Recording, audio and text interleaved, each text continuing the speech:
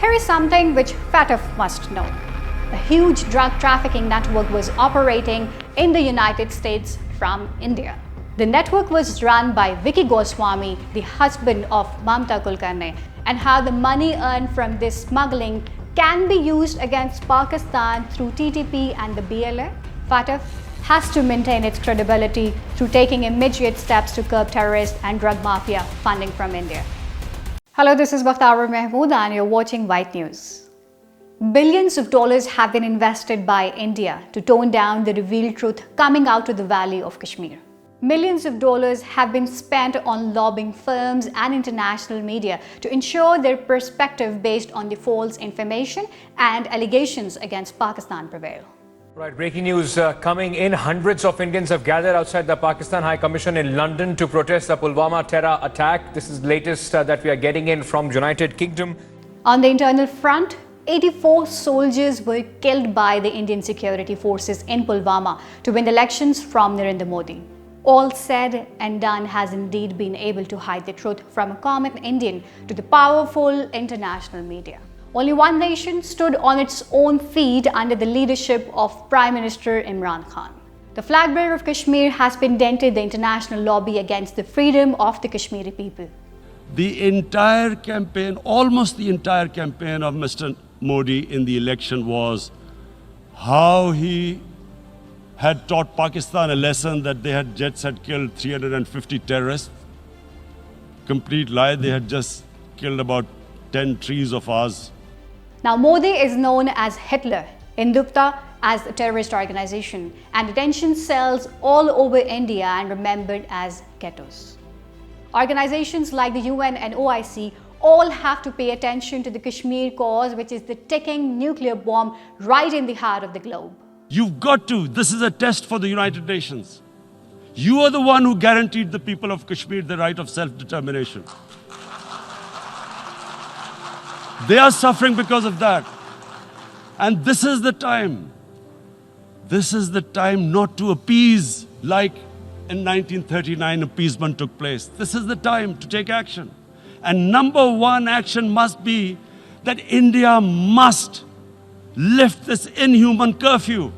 On the other hand, organizations like Fatf are still pursuing their political objective in the direction of the US and India. There was a time when the Financial Action Task Force, Fatf, had a significant place in the world in terms of remittances to terrorists and money laundering buyers. But Fatf's attitude towards Pakistan has become clear. This forum is now more of a political forum than the corrective organization responsible for twisting arms of the nation, standing with the truth and freedom of mankind. With this change in the complexion of Fatf, Pakistan must weigh its option other than this politically guarded organization serving the political aims of regional and superpowers. But now Pakistan has decided with its friendly countries whether this forum should be given any more importance or not. Here is something which Fatf must know. According to a report in 2019 by the American Drug Enforcement Agency, DEA, a huge drug trafficking network was operating in the United States from India. The network was run by Vicky Goswami, the husband of Mamta Kulkarni, the heroine of film industry in the 90s era. अगर फिर से आपने उस तोताराम के बेटे बगलानाथ की बात की तो मैं फिर भाग जाऊंगी और इस बार मैं घर वापस लौट के कभी नहीं आऊंगी. Revelations regarding the massive drug haul where Mamta Kulkarni's husband Vicky Goswami has been implicated. According to Paramjeet Singh, Mamta Kulkarni is handling the drug business for her husband Vicky Goswami as he cannot travel internationally. The report also said that Ali Panjani, a key operative of the group, fled Kenya when he was to be arrested. He came to Mumbai, where the BJP government not only gave him asylum but also denied that any other country was involved in it. The question is whether Financial Action Task Force Fatf is not looking at the Indian government-led drug cartel. On March 3, 2012, the entire Indian media reported that when the police raided the house of BJP local leader Satish Nagar under the intense pressure from the opposition party Congress, over $1 million worth of drugs were recovered from his house that belonged to the same network mentioned by the American Drug Enforcement Agency in its report. But the whole case disappeared in such a way that no one knows about it.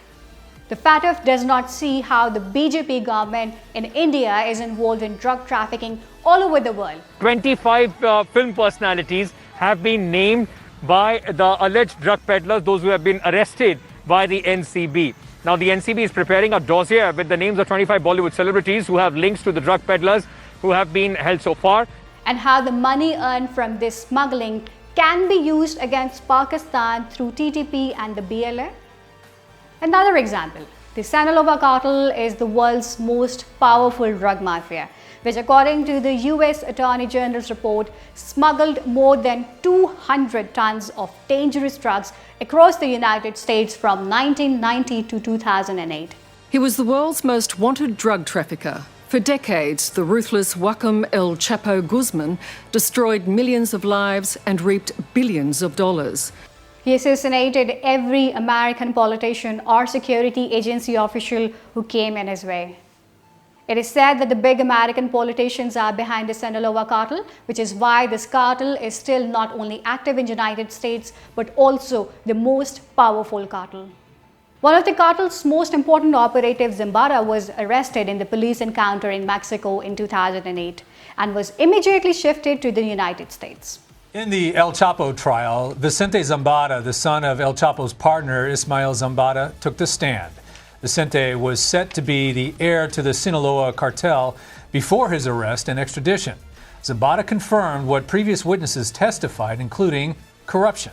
Under such circumstances, it seemed that Zambada might be killed to get out of the way. But he had a huge amount of cartels which were spread all over the world through the Indian drug mafia. In search of this money, this worst killer and the drug lord is released from the economic sanctions on May 13, 2012. Doesn't the Fatf see all this?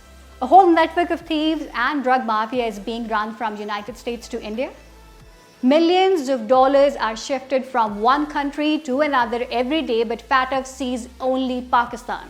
Pakistan is the world's only country that has made the most sacrifices against terrorism.